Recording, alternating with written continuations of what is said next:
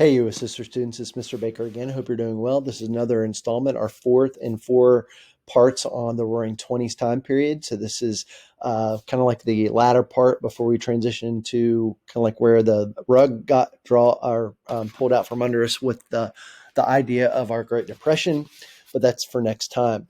I left off our last lesson by asking you all a question or leaving you all with a question to kind of think about or ponder, and that is, what is a culture war? So I want to kind of ask you guys, have you ever heard the term? Do you have any, things that kind of pop up when you think about it?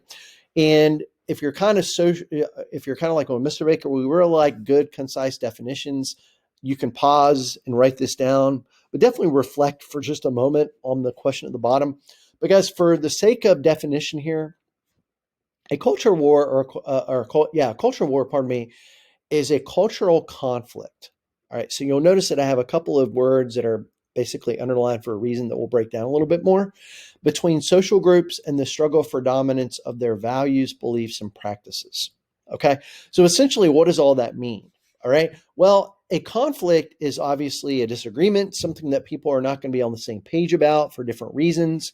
Social groups are people of different groups. This could be based on age, it could be based off of perhaps gender, ethnicity, perhaps, even, other things that kind of define people in a sense. Okay. And struggle for dominance. Okay. So I want you to think what that might indicate, guys, when we say dominance. All right. So that, for me, I think of, when you grow up, just observation, guys, on my part, I'm in my early mid 40s now, excuse me. I always used to think, I tell my students the story that, when I was growing up, my mom liked country music. I liked more alternative rock. We never had like a drag out argument about it or anything. But I remember being in the car with her wanting to listen to Nirvana. And she's like, no, we're listening to Garth Brooks. And why do I bring that up? Because there was a clear struggle for, in a sense, dominance. Now, she won out partly because she said, who pays the bills around here? And she was right. But values, beliefs, and practices. Okay. So different generations of people, different groups of people, et cetera, are going to have a variety of different viewpoints. So what did you maybe write down if you pause your screen about examples of current day culture wars? Okay. Were they centered around music? Were they centered around things like generational gaps, between you and your parents, you and your grandparents over certain issues? Were they based around technology differences? All right. There's not a right or wrong, but guys, at the end of the day, this is something that we're going to look at in some detail moving forward. All right. So what's one of the bigger issues? It's going to be, guys, when you see this 1920s culture, it's almost like a clash between conservatism and a degree of liberalism, or at least some people would say even moderate ideas. And what's the big thing, guys? You still have people that are trying to hold on to tradition. Okay. So they don't want to see the past changing a whole lot. They want to hold on to what's been going on for years and years. Okay. And if you think about it, changes in music, changes in gender patterns, changes even in civil rights, changes in, the idea of the way that people present themselves in dance and in movies and things, that is not going to be altogether supported by every element and every group of American society. All right. So Christian fundamentalism, if you're kind of wondering what is really the basic nuts and bolts of that, glad that y'all asked that. It's not really a complex idea. You can make it complex if you want. But the idea of Christian fundamentalism here is that you're taking a very literal interpretation of what the Bible, when it comes to creationism, when it comes to the idea of how you worship or how you basically conduct yourselves as far as in public around others, that kind of thing. Okay. How music plays into your life as somebody that would identify as a Christian or whatever. Okay.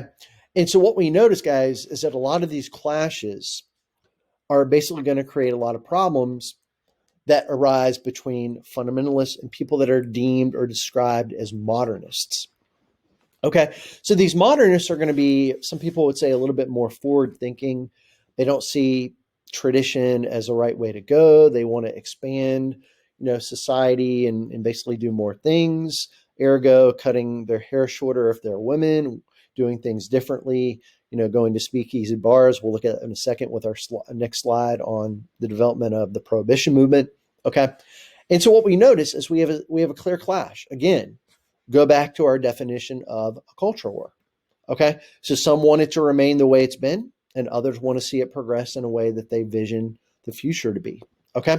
So what do we notice? We see a defense on both sides. We see a defense by those people that are actually in favor of the idea of protecting very traditional literal interpretation of the Bible. So Billy Sunday, that's his picture right there, by the way, is going to be one of the more well-known evangelists, preachers, people that really kind of tries to hold on to this tradition.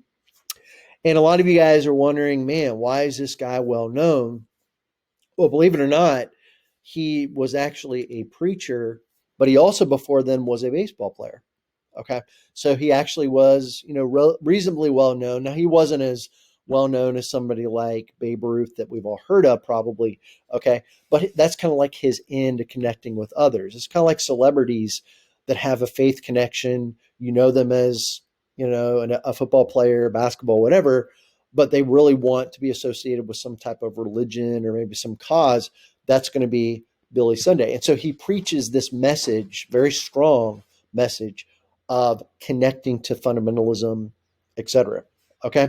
And there's a connection also to the idea of prohibition, which we'll look at more in a moment. But this woman, Amy Semple McPherson, her big claim is going to be pushing the idea, okay, of supporting prohibition. Okay. So anyway, something to definitely keep in the back of our minds. Where does all of this kind of clash as far as differences between even curriculum in schools and things over studying creation versus the concept of evolution? Is definitely going to be the idea of the Scopes monkey trial. Okay. So this is one of the bigger court cases of the time period. It happened in, I think it was Dayton, Tennessee. As you can see, the year is 1925. So it's about the middle of the road of this time period. Okay. And what's the big issue? Well, you have a science teacher by the name of John Scopes. And the law of Tennessee basically said that science teaching in that state was supposed to be centered around the concept of creationism, all right, as it described in the Bible, right, in the book of Genesis. And so, was this really adhered to effectively or not? Well, from what I understand, a group called the American Civil Liberties Union, that stands for ACLU. If you ever run across that abbreviation, that's what that is, kind of approaches Scopes. And I guess they talk him into saying, okay, I'm going to agree to teach evolution, right? Which is a clear violation of the law of Tennessee. Okay. Now, at the end of the day, let's face the facts. For those of you that are students, a lot of you might know the law of the state when it comes to your education. Your parents probably do to an extent as well. Your teachers, I'm sure, are very well versed on that. Okay. And so Mr. Scopes agrees. He teaches evolution. And of course, he gets called out on it. Okay. Now, this is interesting. Has he broken the law? Technically, on paper, he has. Okay. But it's interesting the way that this court case comes about, because you've got two sides, of course. You've got Scopes, who's going to be represented by Clarence Darrow, who was one of the well-known defense attorneys of his day, by the way, if you didn't know that. And then you've got the school system that's trying to support creation in this sense. They're going to be advocated by a former presidential candidate by the name of William Jennings Bryan. Now, keep in mind, this is 29 years since he ran for office as president in 1896 at 36 years of age. So he's older, all right, but he's still a lawyer, knows the law, etc. All right.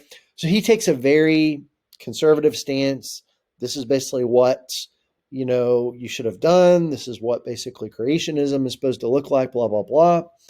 And so I want you to think, if you're Darrow and you have to be able to try to represent your client to prove his innocence, or at least that he shouldn't be found guilty, how do you do it?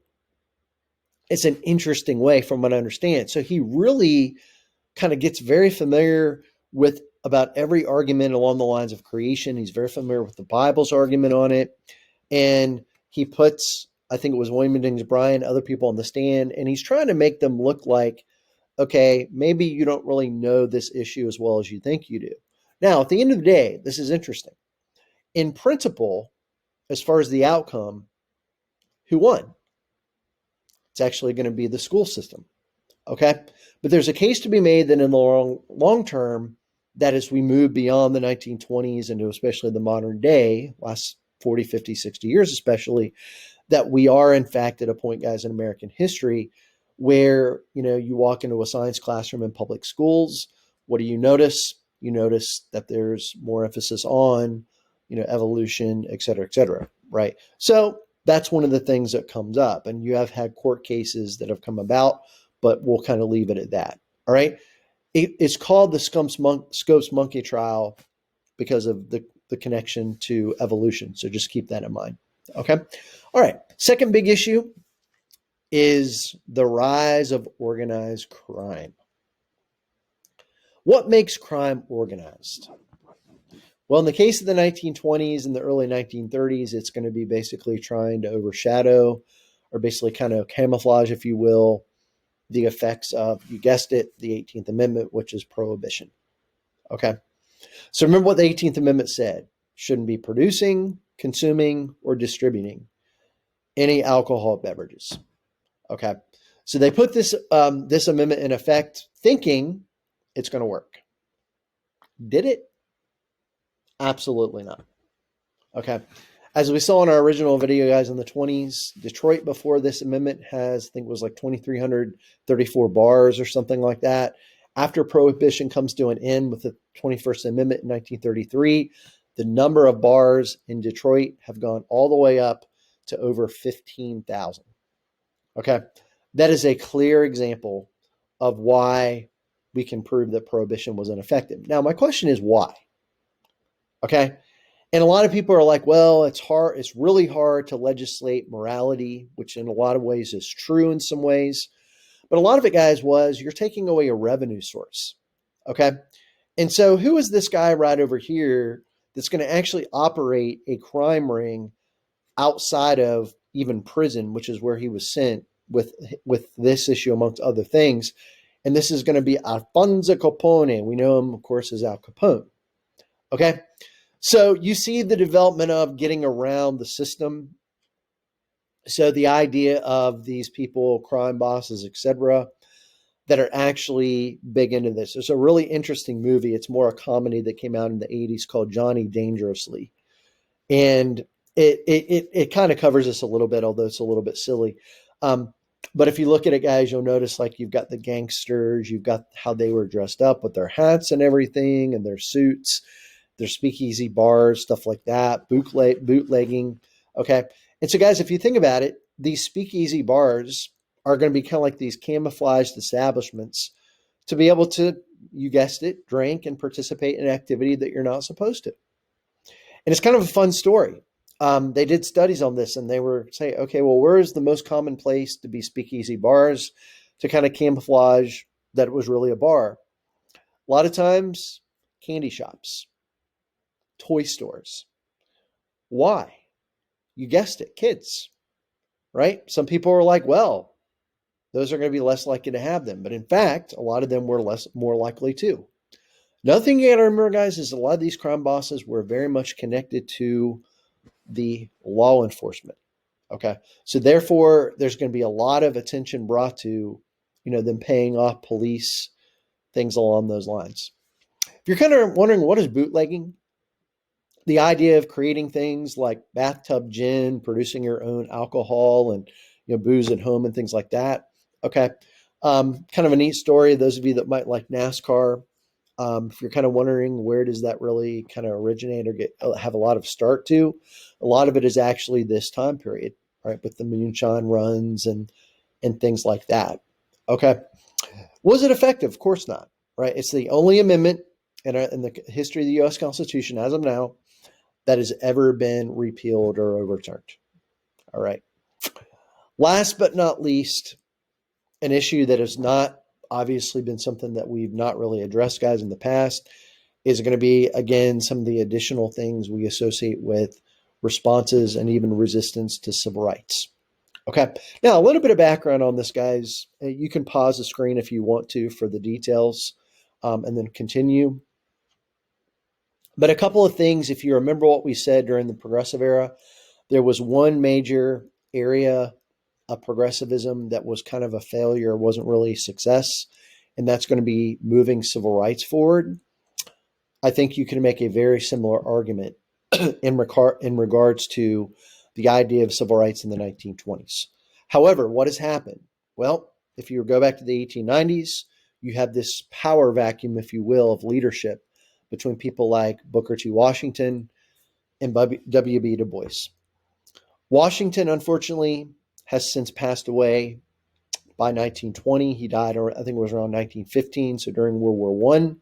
Ergo, that leaves W.B. Du Bois to be not the lone voice, as we'll see here in a second, but certainly one of the more influential ones. And he lives until 1963, I think it was. So he was 95. So he saw a lot of things. World War I, 20s, Great Depression, World War II, Civil Rights Movement. Very interesting guy. Okay. Now, as far as things related to resistance to not just African American progress, but even things like immigration, etc. This is where, guys, if you look here, you notice kind of a resurgence of the Ku Klux Klan. Think about what we talked about, right after we started the Reconstruction time period. And we said that this group popped up in the late 1860s to kind of resist change in the South, particularly things like that, you could say. In this time period, it's not just going to be associated with some of the resistance to Old South policies, okay, or support, for Old South and resistance to New South policies, but you're going to see, guys, a lot of attention brought to being more nativist, anti-immigrant, xenophobic, etc. You're going to see, guys, even attention brought to anti-Irish, anti-Catholic, Italian.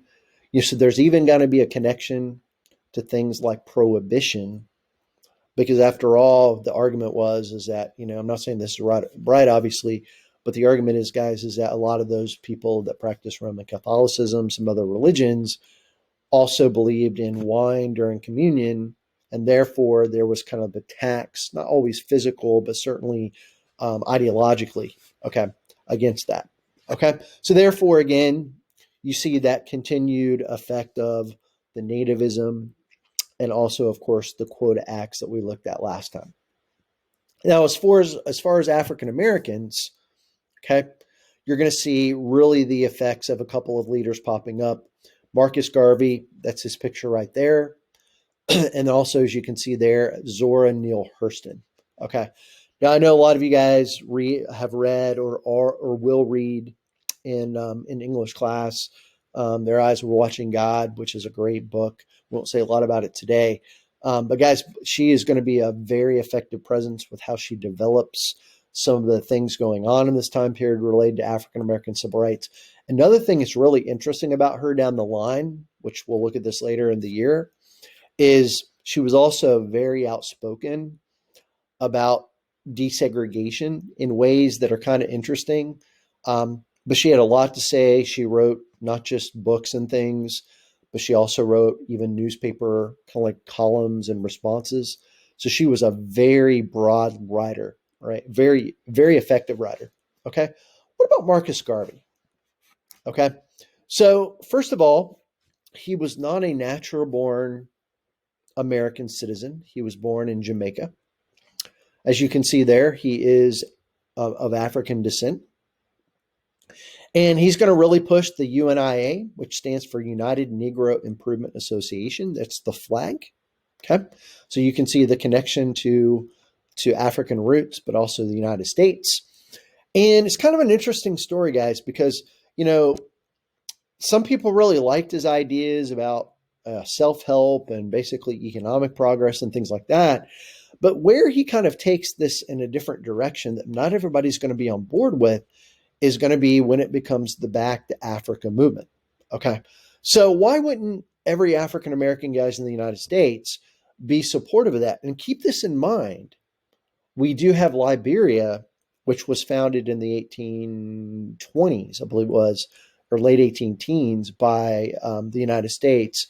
And it was named, the capital Monrovia was named after President James Monroe. Okay, but anyway, sad story there.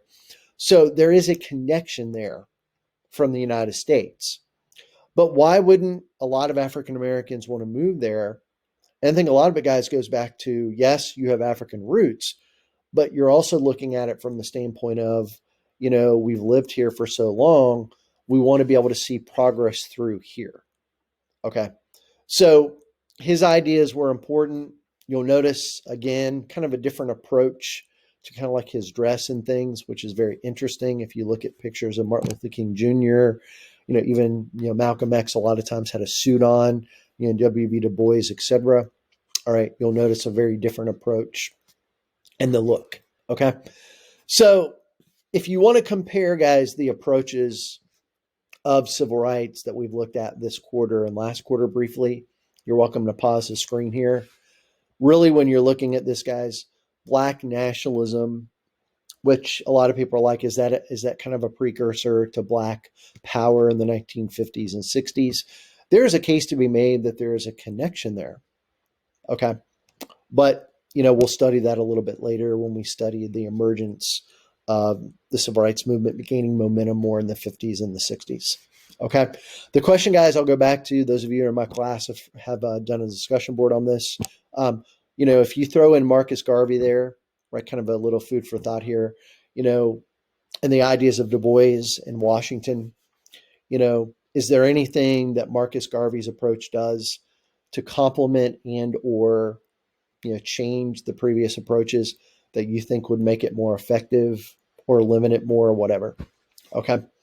That is the last extent of our study of the 1920s, guys. Next time we transition to the downside of the 20s, which is the Great Depression time period getting started. Okay. We'll try to make it as less depressing as possible, but also make sure that you're as clear as possible about what happens. All right. As always, hope you had a good lesson. I know that I did. Connect the culture wars with some of these developments. That's the big picture of the use of the details in today's lesson. And as always, feel free to put any comments that help me to maybe do a better job in the future or address things. And I will see you next time, and have a good one. Thank you for your time, and stay safe. Bye-bye.